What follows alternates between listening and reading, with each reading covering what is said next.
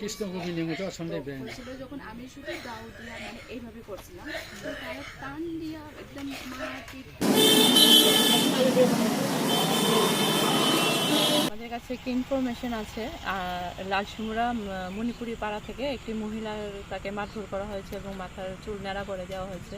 তো কমপ্লেন পেয়ে আমরা এখানে আসলাম, এসে দেখলাম, মহিলার কথা শুনলাম।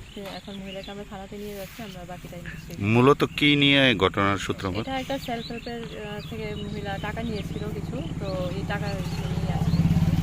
যারা এই ঘটনা সংঘটিত করেছে তাদেরকে চিহ্নিত করতে পেরেছে মহিলা? থানাতে গিয়ে আমরা ওনার কাছ থেকে জানবো কে কে করেছে ঘটনা। এখানে কি কোনো পুরুষরা জড়িত আছে পাড়ার? এমন না, এমন কিছু এখন আমরা জানতে পারিনি, আমরা ইনভেস্টিগেশনে জানতে পারবো পুরোটা।